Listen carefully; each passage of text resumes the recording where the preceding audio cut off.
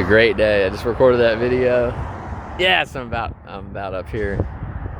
And I've taken my time. I've taken a little bit of time I needed to get my nervous system under control.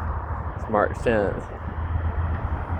7 months of doing, well, really every year of doing deep stretches. But these martial arts horror posts, but I was just doing them. They're just unbelievable what they've done to me. It's the best workout session ever, and the split's coming. And I just always thought it was pretty darn cool watching Jean-Claude Van Damme's stretches and stuff. And it's so good for your body and nervous system. And I just think it's crucial that we start preaching this for people that have PTSD and certainly mental health. It's stretching. It's the foundation of mental health, and to get out of trauma and PTSD, post-traumatic stress disorder. And I felt it. I've been walking about. I haven't been walking like I should. About a week, like literally maybe 10 days, and I've just been doing other things and trying to get stuff moving, and typing, and it's starting to integrate, and then playing guitar, and I'm just pushing. It's finally time that I know intuitively that I can push through the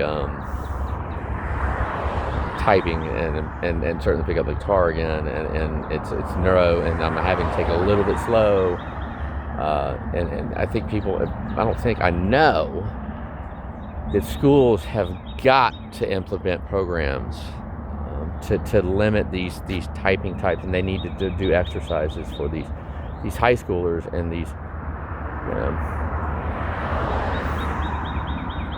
really the last date I went on. She told me her kids at all had anxiety, and I had anxiety, and I don't have it anymore, and it's because of the work that I've done on myself with the foam roller and these horse poses, and these high school people need to start implementing programs because it is killing people. It is so bad for mental health, and this absolutely has locked me for PTSD, and I think it's so key, certainly in post-traumatic stress, severe post-traumatic stress, that you've got to stretch like this. And Bruce Lee has inspired me so much, and he needs to come back. He was 60 years before his time, and this is just, I can feel it in my hip socket, my left hip socket, and I just had the greatest 3-mile walk session by far that I've ever had. And I was so focused, and I didn't even have to focus.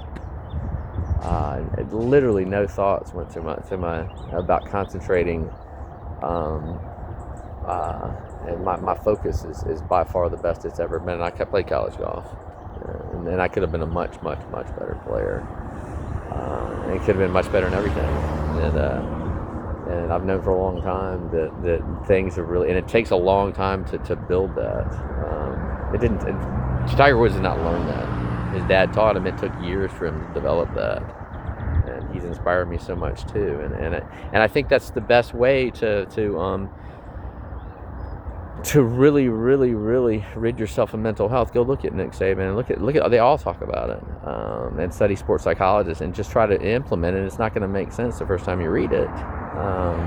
I went back to the old Bob Rotella books that I had in high school that I read, that I never really implemented that. And Roy McIlroy just won the Masters because he trusted Bob Rotella, the best in the world. And David Duval and was a prime example of it. He was number one in the world, and was a 4-time All-American at Georgia Tech. And he was kind of the first guy that was that people knew about, that took from Rotella. And when I was coming up through high school, people knew that.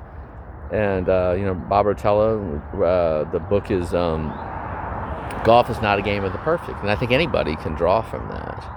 And you simplify things. And I just did that with guitar. I just bought 2 different guitars, or a second one. And I'm tightening up a little bit. Probably because of my socket. That's what happens in stretching. But I think that shows a sign of progress. But it's a long-term thing. But at any rate, Rotella talks about and I'll just give an example.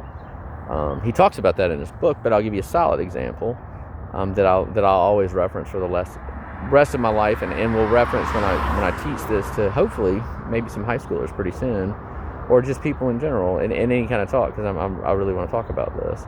I think you stuff as evidence, right? And evidence to me is so key, and that's how I became a Christian. God put some people, some things in my life around Memorial Day. Let me just say that for now.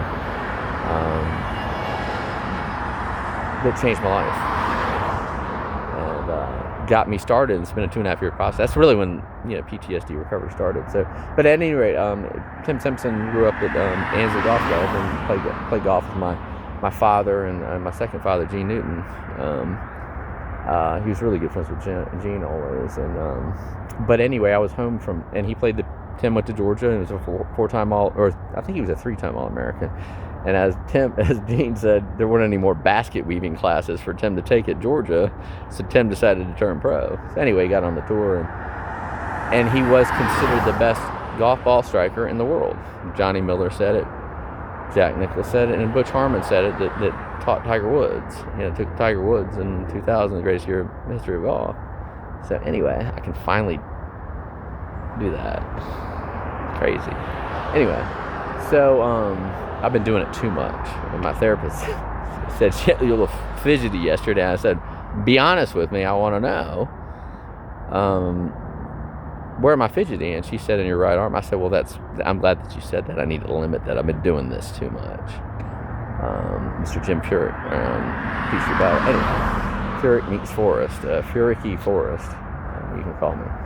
So anyway, Tim was considered the best ball striker in the 80s and 90s. Won 4 times on the PGA Tour, and smoked Greg Norman at the USF&G Classic when I was 12. I was watching it, and he absolutely smoked him. He was in total control, and Tim's weakness was his putting, and he worked with Bob Rotella, and before he contracted Lyme's disease, and he was comeback player of the year in 1989, and anyway, he was considered the best in the world at ball striking. And we played golf when I came home from Presbyterian College. My freshman year, I'd stayed up all night the night before. My parents by that time, with some friends, and I don't know. Anyway, I met a hot girl that night, so I was like, we stayed up all night and had fun. So anyway, my girl that I had the hots for, and anyway. So I drove up to the polo fields, and on hole 11, I said, "What in the world do you practice on? Because you want to really change anything. If you're the best in the world, you don't want to screw with it, right?" And he said, "You never stop working on your fundamentals." I'll repeat that, the fundamentals. And in golf, that's posture, that's grip, that's ball position, that's everything. Those things are critical. Always. So you should always work on your fundamentals, and the best in the world always do that. They always do that, and you should always do that in business too. Certainly in any kind of program. You really want to program. You want to stick to a native language, and I'm so glad that I learned JavaScript and object-oriented programming. So everything's really more intuitive. Everything makes sense if I build from a framework or something. But certainly in skill development, always. And I think I know that if you use great odds, to me it's much easier than and then a little bit of science to back it up. And to me, researching human anatomy and how my body was feeling with ChatGPT was it made it so much easier.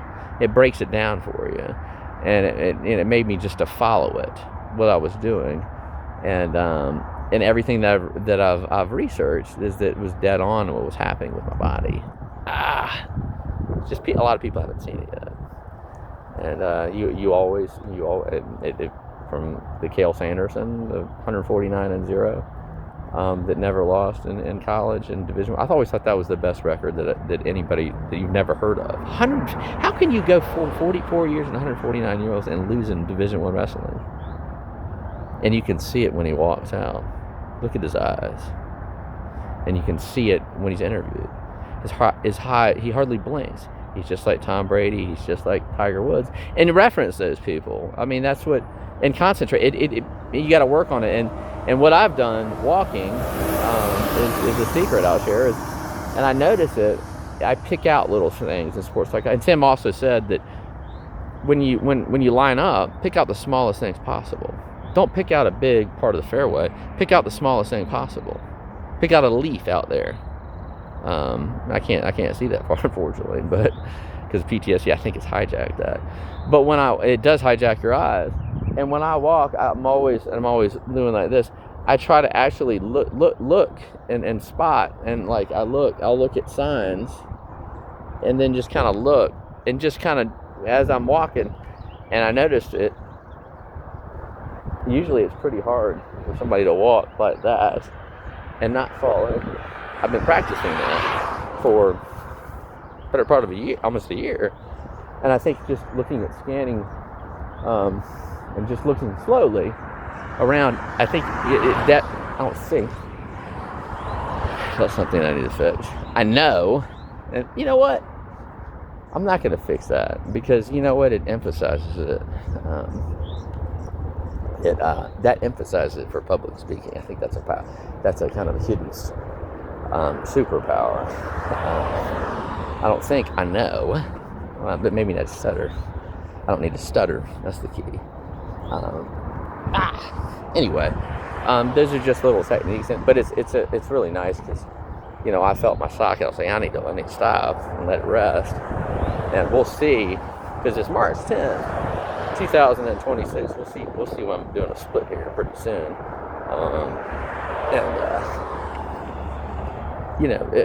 gymnasts are the most calm people in the world. Martial artists are the most calm people. You go into a dojo and they're the most relaxed people, and you can see it in their tone and their eyes, and it's just amazing what it does to you. And I just recommend it, and I'm gonna put my post. I cannot believe how great they were this morning. The best workout session. Anyway, thanks for listening.